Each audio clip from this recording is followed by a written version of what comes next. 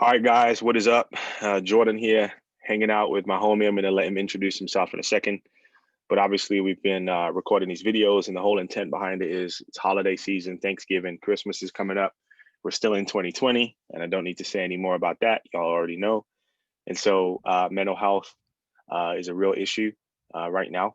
And so, our goal with this content is just to kind of talk about people or talk with people in different spaces who are engaging young people in these conversations. What's going on? What are they seeing?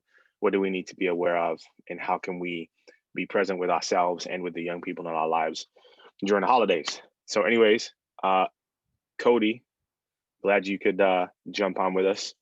Go ahead and introduce Yeah. yourself. Tell us who you are and what you do, man. Yeah. Well, so I'm Cody. I am Cody Kiwaczyk. I'm a youth pastor down in Tucson, Arizona. So I work with middle schoolers and high schoolers predominantly at our church. Our church is called Alive Church. We're out in the Oro Valley area of Tucson. So that's my Dope. gig. But Wait, you got to say your last name yeah, again, bro. I've never heard you say it. it's Kiwaczyk. It's got a like if Kiwaczyk. you're gonna Kiwaczyk, yeah. So just hit the Key. consonants on the computer. You'll have gotten most of them. Yeah. Mm, Kiwacyk. it's crazy, bro. Like Yeah. I get afraid to spell your last name because I always feel like I'm gonna spell it wrong. I'm like, I'm just not even gonna mess with it. You know what I'm saying? Very good. Okay, Yeah. so first question is obviously you're living in the youth ministry space, so you're seeing Mhm. kids on a regular through Zoom or in person if you're fortunate enough to, right? And so, Yeah.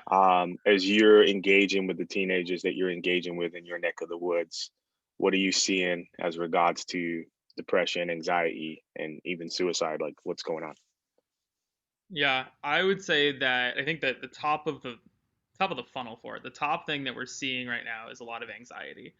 I think that it's starting to raise up and in people that you wouldn't necessarily expect to see it or not. I don't want to say expect to see it because it's rampant in everybody, but I think that Yeah. it's coming out in people that have not had issues with it in the past Mm, because of where everything is at right now.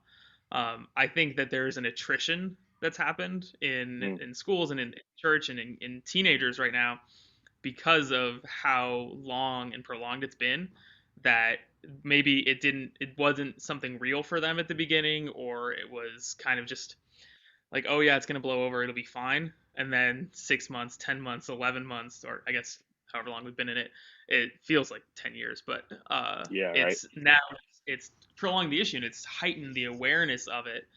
And so going into like holiday seasons, everything is just so different. And so now you have people who are relatively not affected by this stuff before.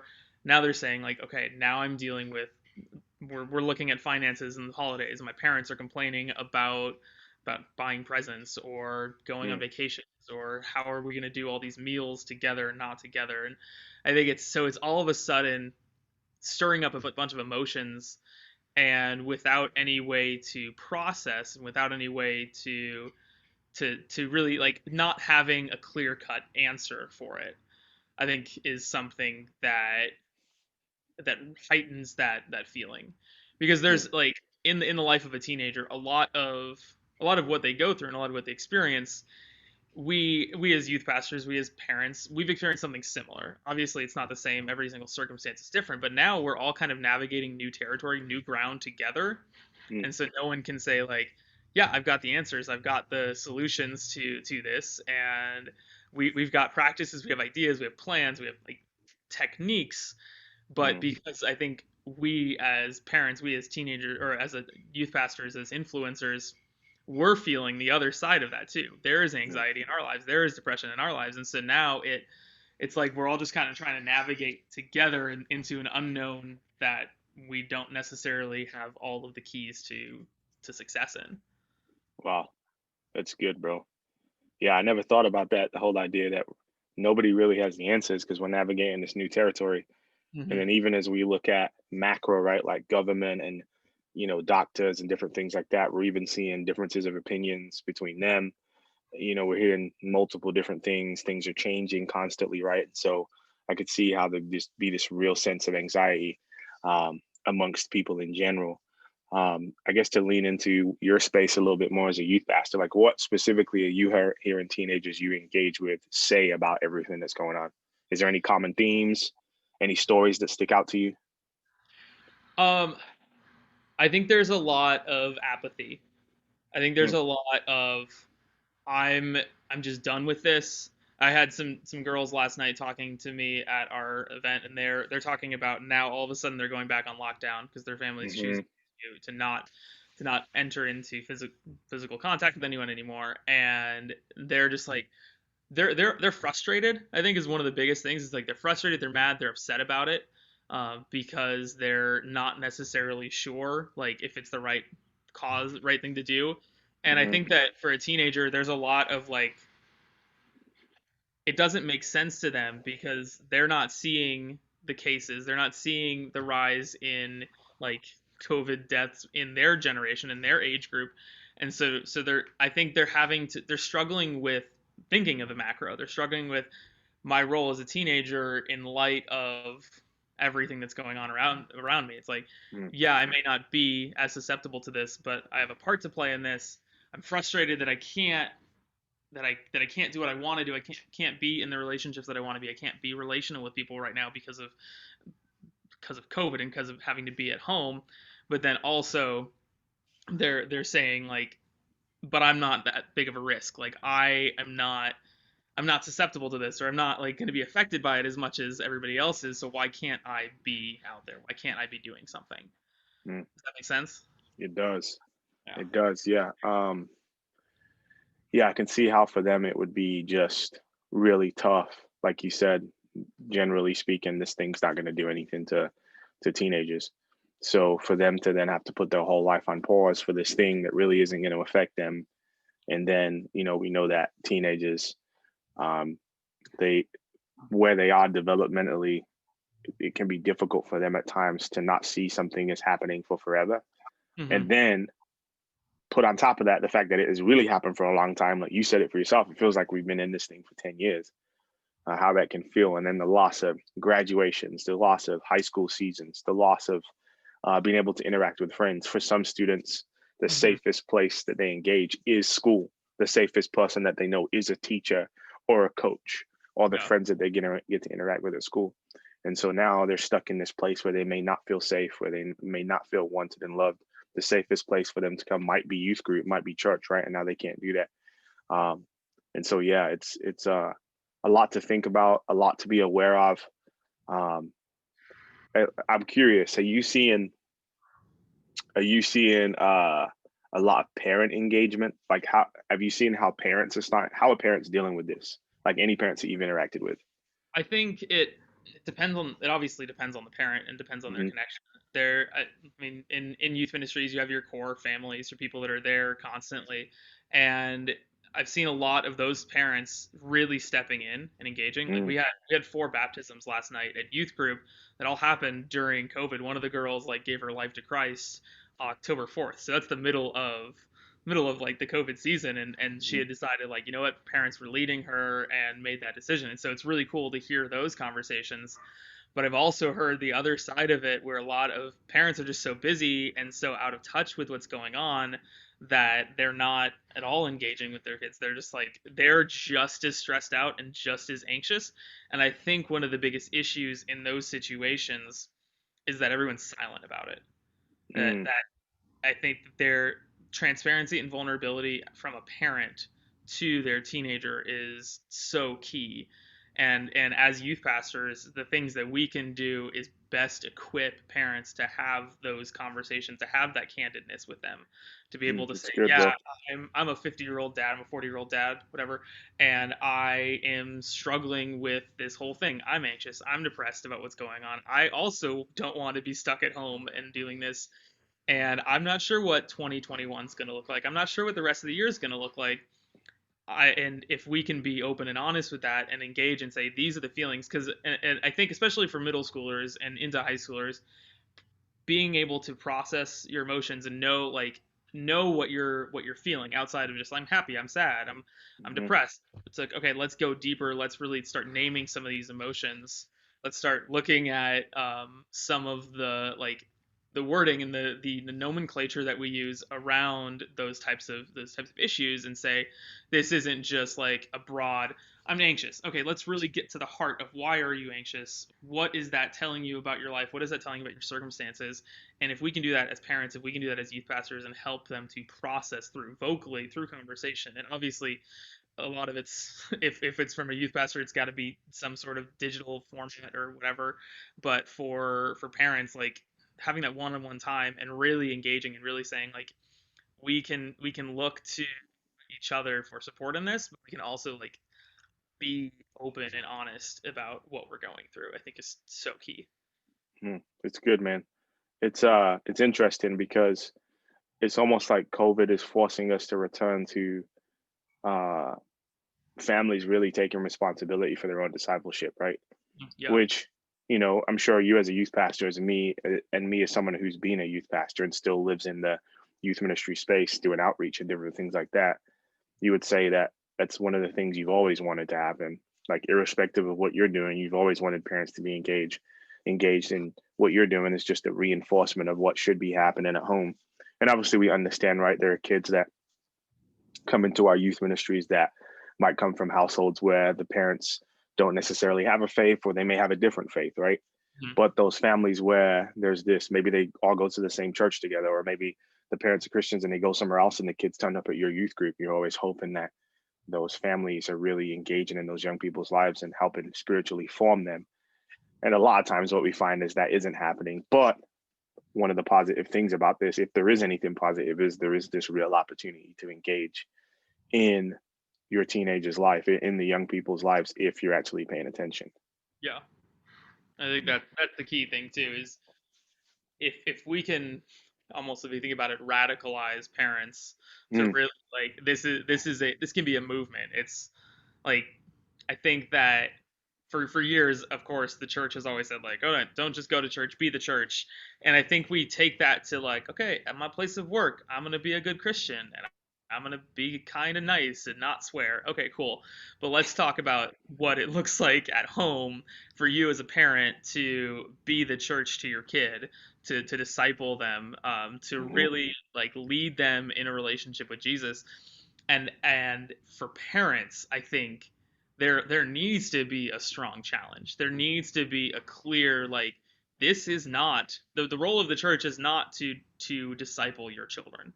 The role of the church is to equip you and to help along the process, but it is ultimately up to the parent. Like we look at mhm, like even from Deuteronomy when Moses is talking to the people of Israel, like there's a real challenge to like parents do this and then recognize that it's not just like not just parents alone, but it's the families doing it together. It's all of Israel doing it together.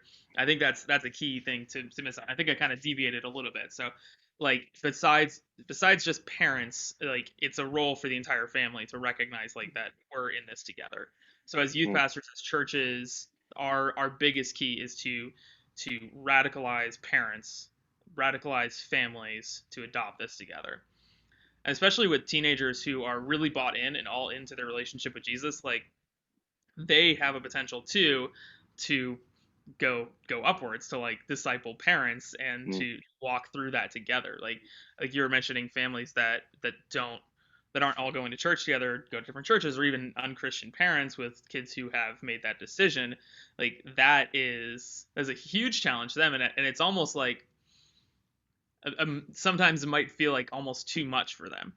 mhm, And I think that could even be another stressor, an added anxiety thing of like my parents don't have a relationship with Jesus, and here I am living this out. Like how do I navigate forward through this whole pandemic too to give my parents hope, to give them peace in all this.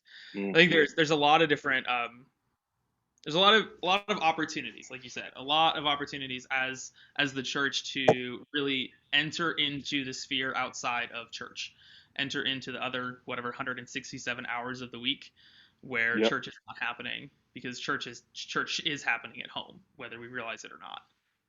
that's good. Are there any things that you're doing as a youth pastor right now that you would say are specifically leaning into, the issues that we're seeing with depression, anxiety, suicide? Like if there was a youth guy that was listening to this conversation right now, what are some recommendations you would make to him in terms of how he should be engaging this real issue of mental health, depression, anxiety, suicide in our world today, right now? I think the one of the most important pieces of it right now, because of the season we're in, because of the enigma or the ambiguity of what's going on with everything, I think very practical things are the most important things. If we can get into the hands of students and teenagers, and even their parents and families, practical ways for them to engage with their anxiety and their depression, Mm, practical ways to like tools, resources, guides, techniques, like mm, get in the hands of students journals. Like, all right, hey, we're talking this last week we did like gratitude things where we physically like, all right, here's one way to like express gratitude, because we know that if we express gratitude on a daily basis, that leads to so much more understanding and so much a deeper feeling of joy in our lives. And so we gave them like, here's a gratitude thing we're doing here. Here's something for you to do at home. Like go home and to do this physical activity. Big truck going by. And I think that like teenagers these days, and I think even for like us millennials, but we are very experience based. Like if yep. we can physically feel it, tangibly see it, understand it, and not these like big mindful concepts, but like, all right, hey, this is something to do. Write in a journal every day your prayers for the day. Write in a journal your feelings.